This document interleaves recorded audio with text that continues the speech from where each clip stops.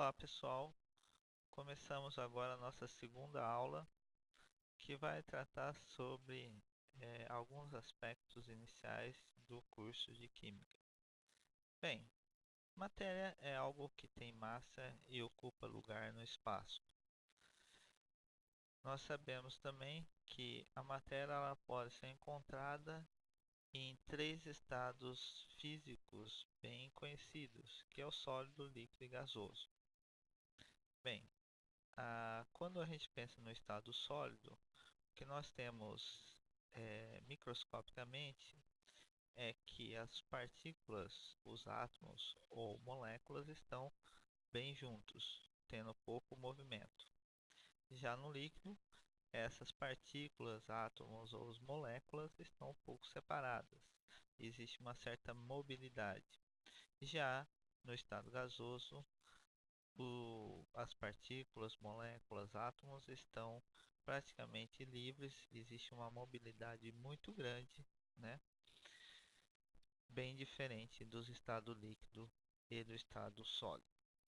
Bem, a matéria ela pode ser dividida em algumas categorias, que nós chamamos substâncias puras ou misturas. Na substância pura, o que nós temos é simplesmente uma composição única e fixa, onde o conjunto de propriedades é único. Já na mistura, o que nós temos é a junção de uma ou mais substâncias, formando então uma mistura. Bem, daqui a pouco a gente vai falar um pouquinho sobre as misturas homogêneas e heterogêneas e classificar elas. Mas antes de falar nisso, nós precisamos entrar no conceito de elemento composto. Uma substância pode ser simplesmente só o elemento, formado simplesmente por um tipo de átomos na sua composição. Já um composto é aquela substância que apresenta em sua formulação mais de um átomo de um tipo diferente, ou seja, nós temos como elemento o oxigênio. O oxigênio é um elemento. Agora, a água é uma substância composta. Existem substâncias simples também, que é o oxigênio molecular. O oxigênio molecular é uma junção de dois átomos de oxigênio, formando uma substância simples composta unicamente por átomos de oxigênio. A água, por exemplo, é uma substância composta, porque ela apresenta em sua formulação dois átomos de hidrogênio e um átomo de oxigênio.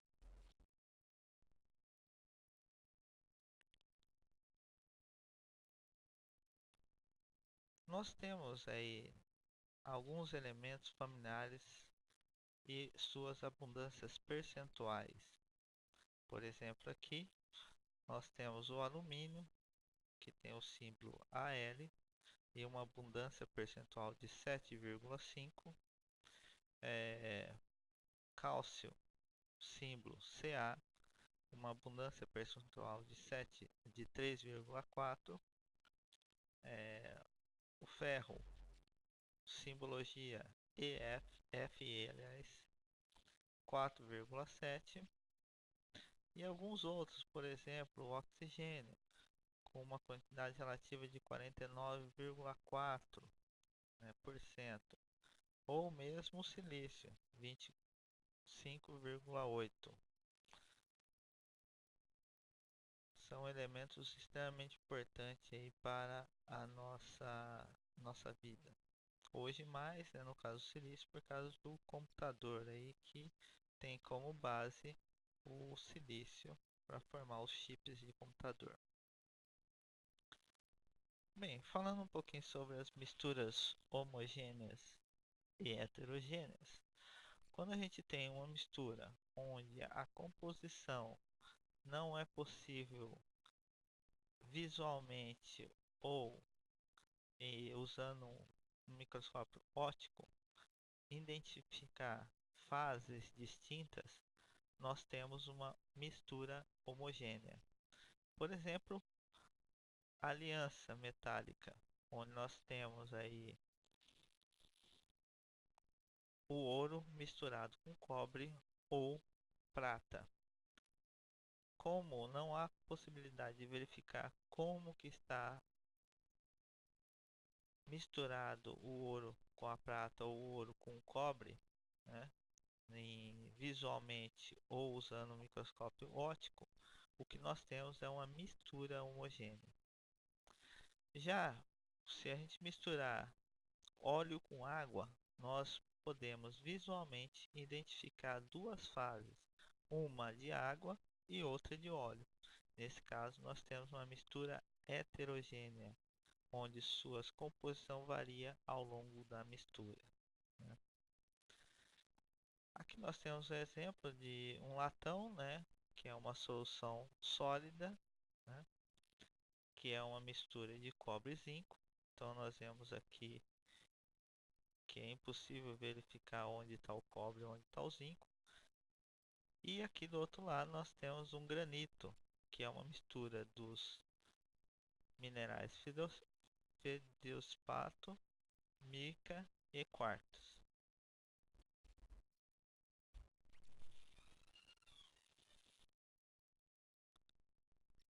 Bem, quando a gente fala de misturas, nós temos que pensar em como separar essas misturas. Existem vários métodos de separação físico, né? Por exemplo, por magnetismo, quando você quer separar malha de ferro e algum outro produto, né?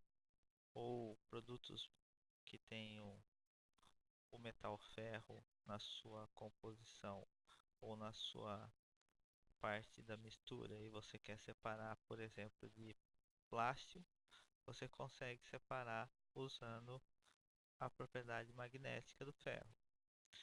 Outra propriedade é a separação utilizando um filtro, onde você tem partículas sólidas dispersas, né? E através de um filtro você separa essas partículas da solução. Em alguns casos você tem uma mistura de dois líquidos, né? E você quer separar também esses líquidos. Então você usa o sistema de destilação, né? Fazendo a destilação, você tem a separação desse líquido, é, e aí você pode utilizá-lo em outro sistema, né?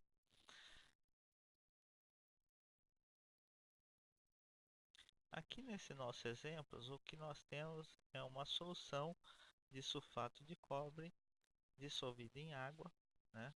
Então, quando você começa a aquecer essa solução, o que acontece é a evaporação da água, né? E o sulfato, como é um sólido, ele não se evapora nessa temperatura, ele permanece no balão e você tem a separação dessa mistura, que é uma solução, né, formada pelo sal de sulfato de cobre e água, né, que inicialmente era impossível de separar, que através do processo de destilação você consegue separar o sal da água, obtendo no fundo do balão o sal de sulfato de cobre e através desse condensador nós temos a coleta da água destilada, né? Esse é um sistema de purificação da água muito usado antigamente, né? Mas agora existem outras técnicas além da destilação, outros processos de separação de partículas diminutas.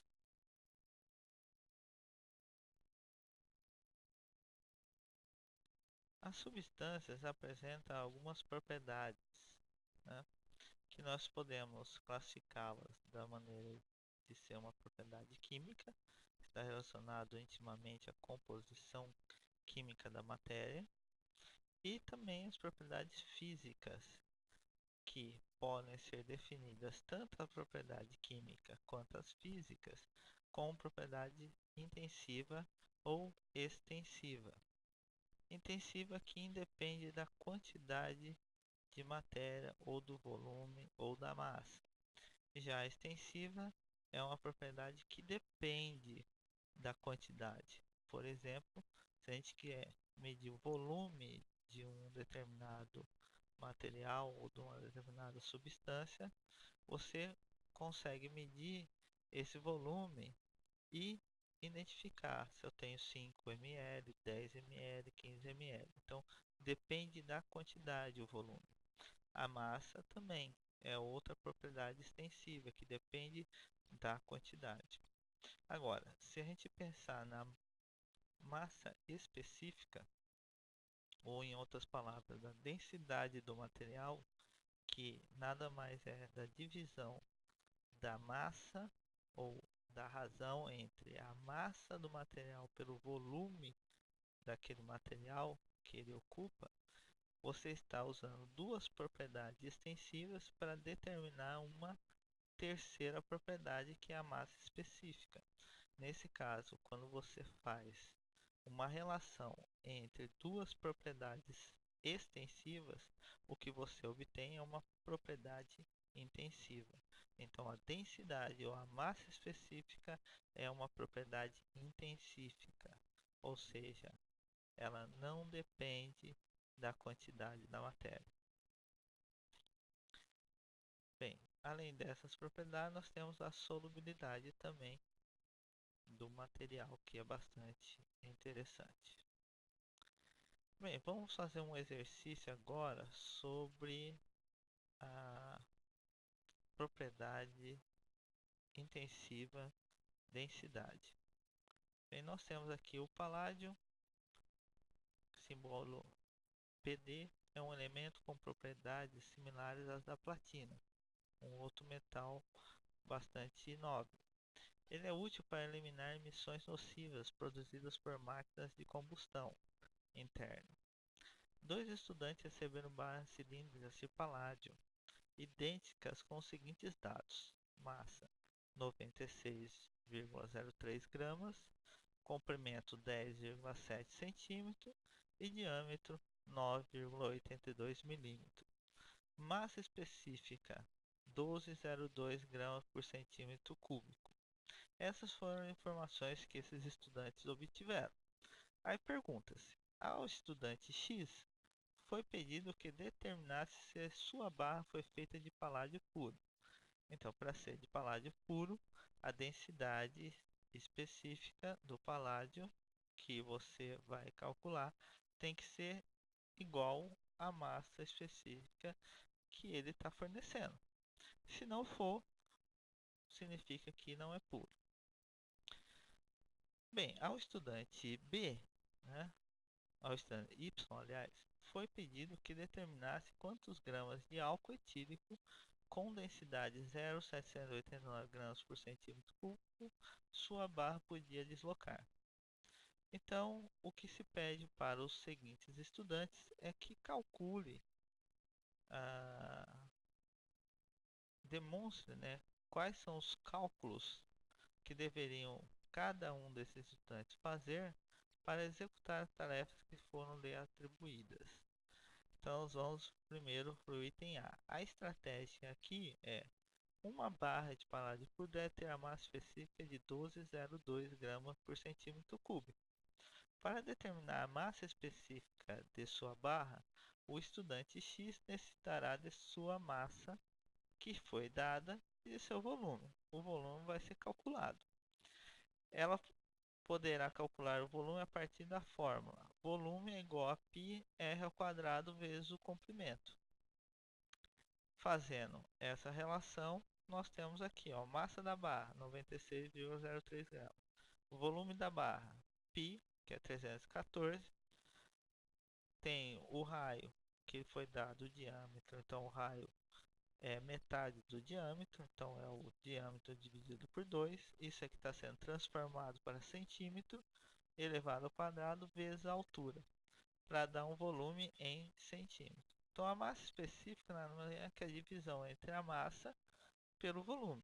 Fazendo esse cálculo, se obtém 11,8 gramas por centímetro cúbico. Ou seja, como a densidade for menor que o valor fornecido, significa que a barra apresenta uma impureza e, portanto, ela não é de paládio puro.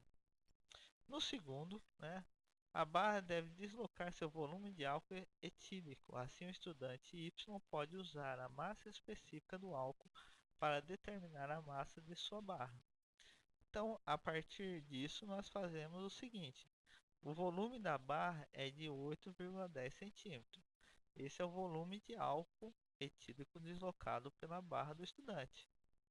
Portanto, a massa específica de álcool etílico deslocada vai ser nada mais que a multiplicação da densidade pelo volume deslocado. Aí você vai obter a massa de álcool deslocado. Fazendo essa relação, você obtém 6,39 gramas. Bem, pessoal, nós terminamos aqui a nossa segunda aula, né?